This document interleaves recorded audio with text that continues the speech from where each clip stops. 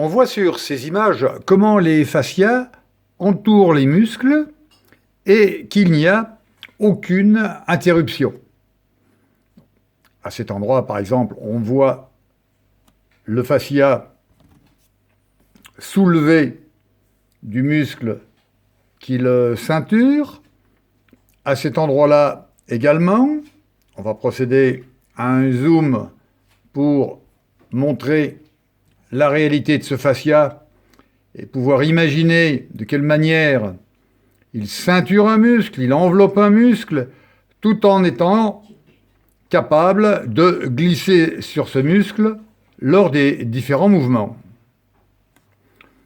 On voit là également ce même fascia qui donc se tend lorsque je le sépare avec cet objet en bois. Et on peut donc imaginer, au travers de cette image, que des liens puissent s'établir, au moins en surface, entre les différents muscles qui, si l'on imagine la présence d'un système nerveux, eh bien, puissent voir ces muscles se renseigner et en particulier lorsqu'ils sont mis sous tension, et par conséquent que des informations puissent être échangées. Cette séquence nous montre que ces fascias peuvent se superposer. On va procéder à un zoom. On voit ici deux couches de fascia. Plus bas, on imagine dans cette zone où des mouvements, des déplacements de grande amplitude se réalisent au niveau donc de cette articulation. On imagine également tout ce système qui permet le glissement des fascias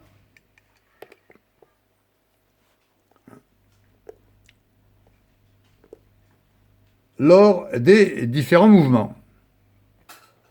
Ce zoom au niveau de cette zone qui pourrait correspondre à l'aisselle chez l'homme, eh bien, nous montre là encore la superposition des différents fascias. On en a un bien visible sous la pointe de cette tige en bois. On a un autre fascia là également. On a ici d'autres fascias.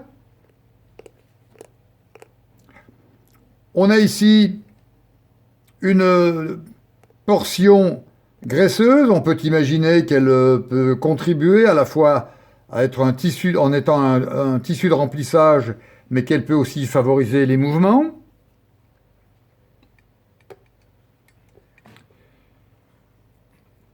On observe là également une couche de fascia. Également ici, vous voyez, un fascia qui se rend à un muscle qui a été disséqué. On a ici la présence de la peau. La peau est ce fascia ici qui se situe sur la couche la plus profonde de la peau. Et par conséquent, on doit s'imaginer cette omniprésence des fascias, de même que l'orientation des fibres des fascias dans les trois directions de l'espace. On observe ici un fascia issu de la profondeur du muscle, un autre fascia ici qui recouvre le muscle, mais qui se prolonge également à l'intérieur de ce muscle que nous avons isolé. Et on voit bien sur l'autre face du muscle un fascia épaissi, plus épais, qui recouvre le muscle. Là encore, il n'y a pas de solution de continuité, c'est-à-dire d'interruption jusqu'à cette partie de l'articulation que l'on voit bien sous la pointe de cette épingle, et on constate donc ce fascia qui s'épaissit au fur et à mesure qu'il se rapproche de sa zone d'insertion sur l'os.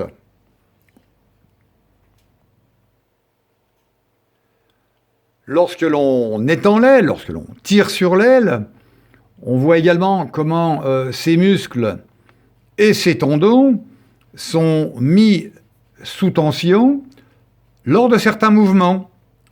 On va procéder à un zoom pour cette zone et regardez à quel point ils se tendent, entraînant les muscles avec lesquels donc sur lesquels ils se prolongent, et comment donc ces muscles peuvent se déplacer en fonction des mouvements de l'articulation. Cette séquence nous montre les rapports entre trois muscles de l'aile, ou trois faisceaux musculaires. Le premier ici, relié par un fascia à ce faisceau musculaire ou ce muscle lui-même relié par un fascia,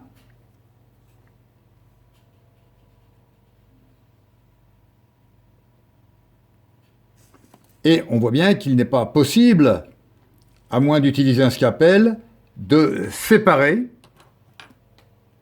les muscles les uns des autres. Et on voit donc le fascia de la partie opposée, de la face opposée, ici, du troisième faisceau, sur lequel on va donc faire un gros plan. Voilà. Et encore une fois, on imagine ces fascias qui vont pénétrer à l'intérieur du muscle, se prolonger à l'intérieur du muscle, suivant un réseau en 3 dimensions. On voit sur ce zoom ce tissu facial qui relie intimement, étroitement, la face profonde de la peau, donc la peau, et le fascia qui entoure ce muscle du canard. On peut tirer, bien évidemment, si l'on tire très fort, il se déchire, mais on constate également une certaine élasticité qui est conservée alors que le canard a été sacrifié depuis 48 heures. On peut découper. On observe si un système où l'on devine des bulles, plus exactement des vacuoles, tout un système qui va jouer un rôle dans l'élasticité faciale. On peut découper au scalpel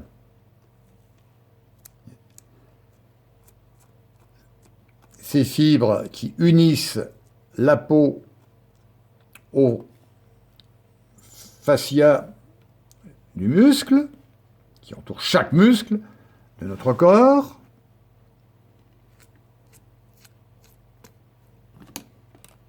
On voit apparaître en profondeur, peut-être dézoomer pour bien voir, imaginer dans quelle portion nous nous trouvons, c'est-à-dire à peu près ici au niveau de l'équivalent de l'épaule chez l'homme. On a donc ici le cou, et on voit apparaître tous les muscles de l'épaule. Et on se souviendra que chez l'homme, c'est un système extrêmement complexe.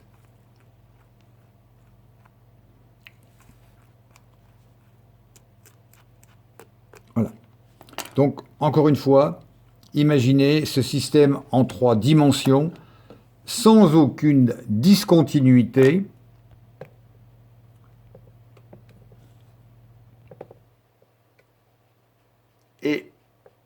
qui unit tous les organes, toutes les cellules, de la peau jusqu'à la profondeur, jusqu'aux os, jusqu'à la profondeur de l'organisme. Là encore, on voit les rapports entre des muscles qui se superposent, qui glissent les uns sur les autres lors des différents mouvements. On voit sur cette image l'abdomen ceinturé par un fascia qui va donc recouvrir tous les muscles qui se succèdent de l'arrière jusqu'à l'avant donc de ce thorax. On voit une nouvelle fois tous les liens, toutes les fibres qui unissent la peau et donc les muscles superficiels. Nous allons sectionner, enlever les fascias, mettre en évidence plutôt les fascias, et on constate d'ailleurs qu'ils sont très résistants. La preuve d'ailleurs. Je viens de casser mon épingle en bois. On va montrer ici un muscle très puissant, celui qui abaisse les ailes du canard lorsqu'il vole. Donc on retrouve la peau, le fascia ici qui entoure le muscle, le fascia qu'on a sectionné ici et par conséquent qui laisse apparaître le muscle.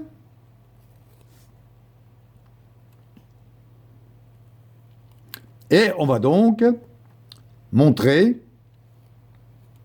ce que l'on appelle chez notre boucher le magret, qui est l'équivalent du pectoral, du grand pectoral chez l'homme, et qui peut être l'objet d'ailleurs de savoureux repas.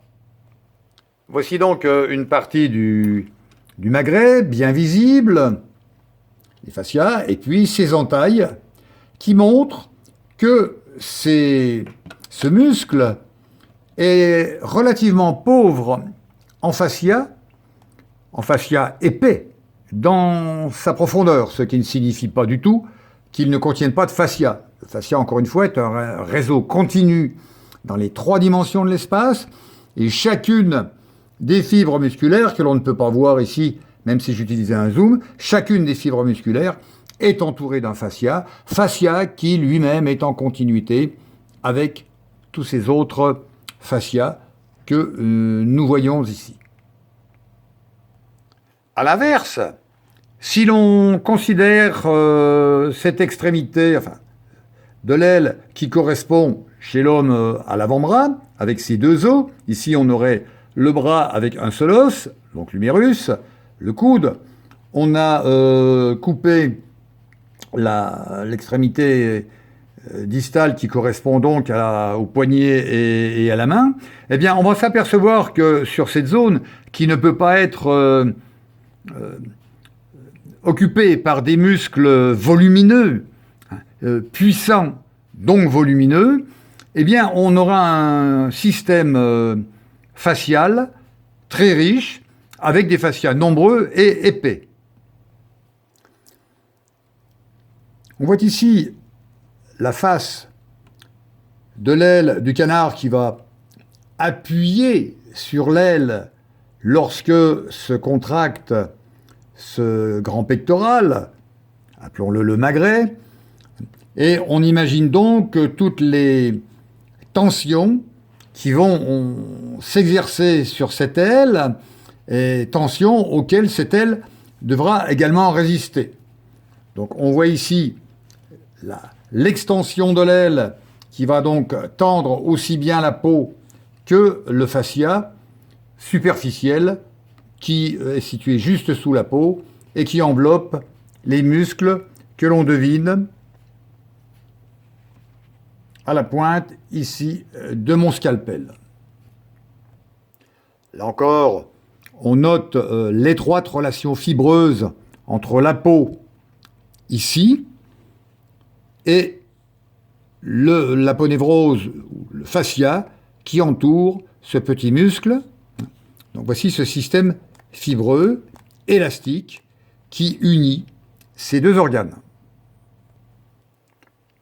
Ici, un petit muscle, son tendon terminal soulevé par cette épingle en bois, et on voit ce tendon terminal, donc ce fascia terminal, hein, ce fascia dont la densité augmente progressivement de cette partie du muscle, de la profondeur du muscle. Ici, on le voit émerger sous la peau, hein, s'épaissir, s'aplatir aussi, hein, de manière à pouvoir s'insérer sur cette partie de l'os. Ce muscle est accolé à un autre muscle, plat, vous voyez, et l'on voit sur toute cette face du muscle également un fascia très large qui semble s'étendre sur toute la longueur du muscle. On voit ici donc, la portion musculaire, mais encore une fois, le muscle, le fascia, se prolonge à l'intérieur du muscle. On est ici en présence de la terminaison d'un muscle qui pourrait bien être l'équivalent du biceps chez l'homme. On voit ce fascia, cette aponévrose conique qui ceinture donc la partie inférieure du tissu musculaire, et son tendon terminal, que l'on peut mettre en évidence en exerçant une traction.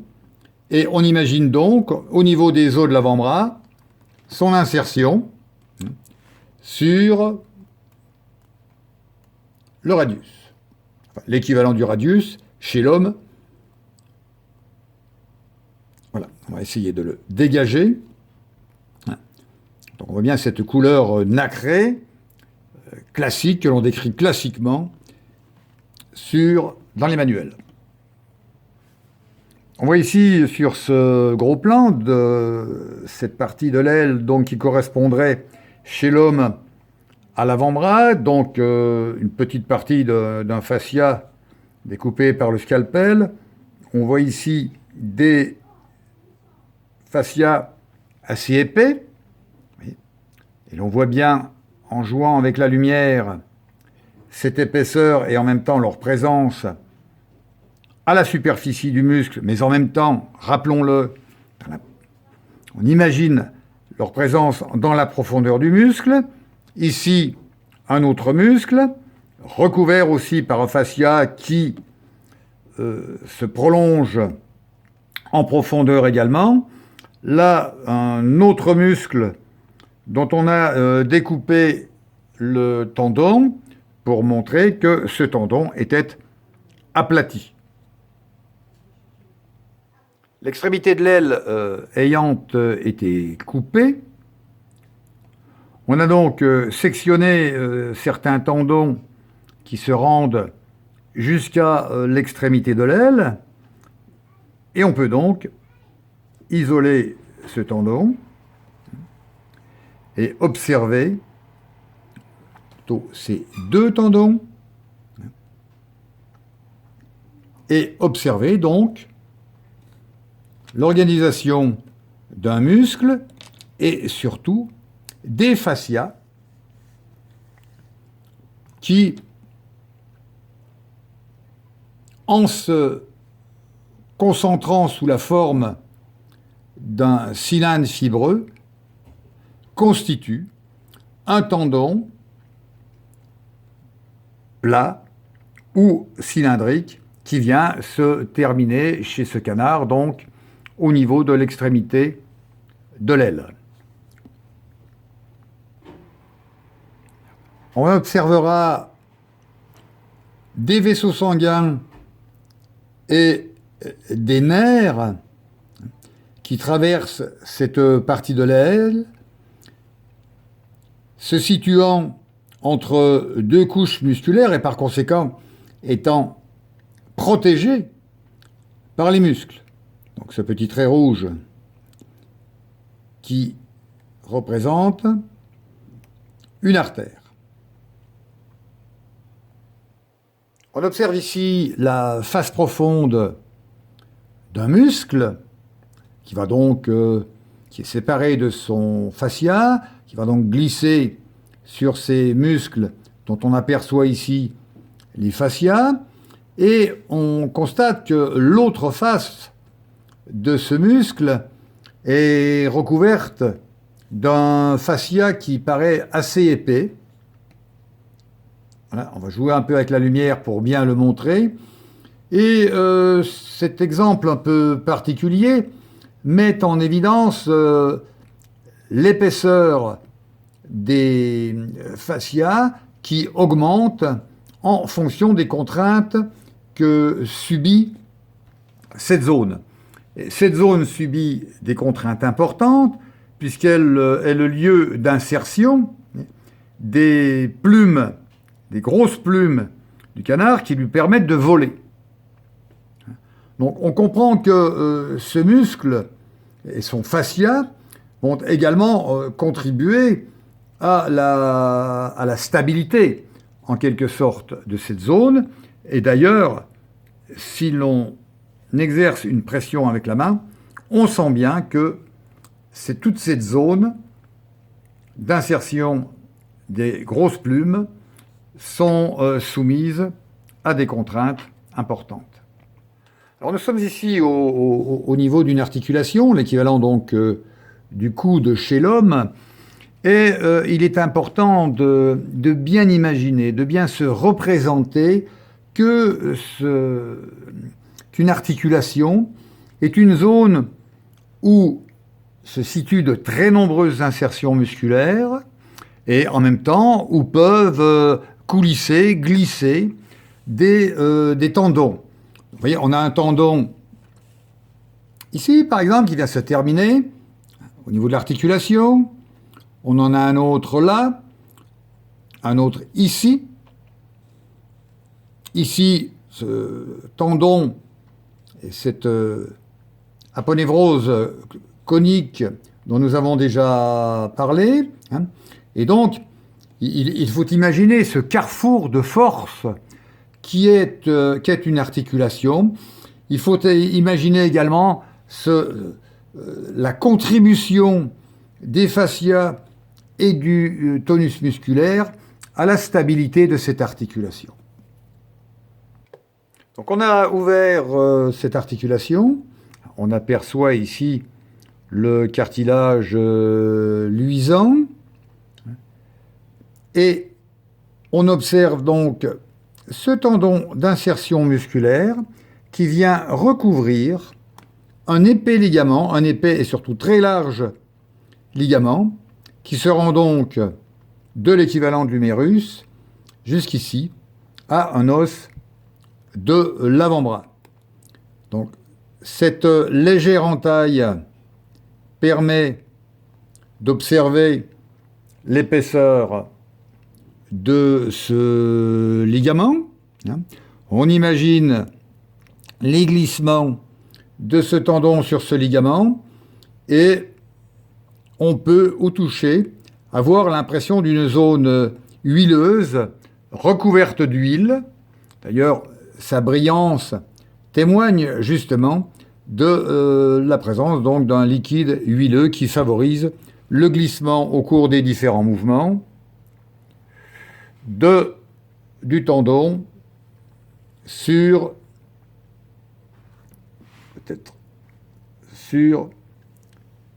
le ligament. Il n'a pas été possible sur ce malheureux canard de mettre en évidence l'omniprésence des fascias au sein, dans la profondeur d'un muscle. Alors maintenant, on va se rendre chez notre boucher et observer cette tranche de bœuf très épaisse, puisque on voit ici toute l'épaisseur de cette tranche, et bien évidemment en blanc sont représentés les fascias, éventuellement dans certains cas sur lesquels se superpose une couche de graisse. Donc on voit bien dans ce muscle qui est soumis à de dures contraintes, il est situé au niveau donc du membre inférieur, hein, un fascia qui traverse totalement cette portion de viande, on le voit ici maintenant, sur cette autre face de cette épaisse tranche de viande. On voit également, partant de ce fascia le plus épais, qui donnera naissance à un tendon beaucoup plus important. Petit problème de réglage. Problème donc maintenant réglé. Et on voit donc tous ces fascias qui pénètrent dans la profondeur du muscle, au-dessus et en dessous de la tranche, et bien évidemment fascia dont la direction des fibres dépendra des forces qui s'exercent sur ce tissu musculaire. Donc on a ici la face, si vous voulez, la face supérieure du morceau qui est présentée, une face latérale. Donc on constate donc cette idée importante qu'il faut avoir bien en mémoire, bien imaginer, cette omniprésence des muscles dans tous les organes. Et dans le muscle, bien évidemment, mais au sein d'une glande, par exemple, au sein du cerveau, etc., tous les organes sont dans leur profondeur, jusqu'à leur plus intime profondeur, traversés, pénétrés par des fascias. On a ici une autre vue de ce morceau de viande, mais ce qui est intéressant, c'est de constater sur ce morceau beaucoup plus bas, situé beaucoup plus bas dans le membre postérieur, puisqu'il s'agit d'un bœuf, de ce tendon, vous voyez, qui est maintenant bien constitué dans la profondeur du muscle, tendon qui est en fait le tendon d'Achille ou le tendon calcanéen du bœuf, et on mesure donc les contraintes que doit supporter ce tendon et par conséquent son épaisseur. On voit donc d'ailleurs son aspect légèrement différent au niveau donc de sa couleur. Alors cette autre image pour aborder la question de l'insertion des fascias sur les os. Donc là nous sommes en présence d'une tranche de jambe, si l'on peut s'exprimer ainsi, de bœuf. Donc on reconnaît ici le tibia, chez le bœuf, la fibula donc n'est pas explicitement présente.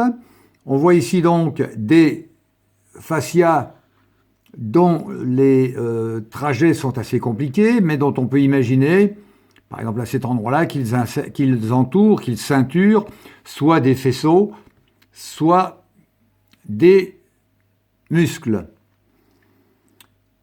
On voit donc qu'il s'insère sur un bord légèrement arrondi, et ça peut se comprendre, hein, puisqu'on imagine bien cette insertion qui va se continuer par là et par là, donc sur les deux faces correspondantes. On a ici l'insertion d'un fascia qui va, de par les tensions qu'il exerce sur l'os, définir une crête, ici. Là, une très petite crête, beaucoup plus réduite. Et donc, on observe des fascias traversent les muscles. Et une petite remarque, c'est que nous sommes là dans ce qu'on appelle les bas morceaux du bœuf, qui sont les morceaux les moins chers, qui permettent de cuire le pot-au-feu. et enfin de préparer plutôt un bon pot-au-feu, et on comprend donc que la présence de ces fascias très épais, très résistants, eh bien, oblige la cuisinière à une cuisson très longue de ces morceaux de viande. Cette photo, cette image qui vous montre les rapports de deux muscles ou éventuellement de deux faisceaux musculaires tapissés, recouverts par un fascia très épais, et on imagine, puisque nous les avons écartés, ces deux faisceaux musculaires, et on les imagine au cours des différents mouvements glisser l'un sur l'autre, et glisser justement grâce à la production par les fascias d'un liquide huileux, visqueux, qui permet ces glissements. Et des études assez récentes d'ailleurs montrent que la sécrétion de ce liquide huileux par les fascias eh bien, est proportionnelle, se réalise lorsque des mouvements du membre contribuent à des glissements de ces fascias les uns sur les autres. Et inversement, lorsque il n'y a plus de mouvement, cette sécrétion se réduit et même peut cesser. Voici une autre vue de cette tranche de jambe, entre guillemets, donc de bœuf. On reconnaît ce trajet semi-circulaire de ce fascia. On reconnaît ici la partie qui a été écartés, enfin les deux faisceaux que nous avons écartés pour montrer donc ces fascias qui glissent sur les uns sur les autres. Et l'on peut imaginer que sans ces glissements, tout mouvement serait impossible. Cette autre vue de cette tranche de jambe de bœuf qui nous permet de mettre en évidence la naissance, si on peut s'exprimer ainsi, du tendon calcanéen ou du tendon d'Achille chez l'homme. Il est encore très peu épais, mais on devine, ou on imagine qu'il ira, au fur et à mesure que l'on se dirige vers le bas de cette partie du membre postérieur du bœuf, on peut imaginer qu'il va s'élargir, s'épaissir, donc pour donner naissance à l'équivalent du tendon calcanéen. Cette vidéo vous a donc, en conclusion, montré l'omniprésence dans les trois directions de l'espace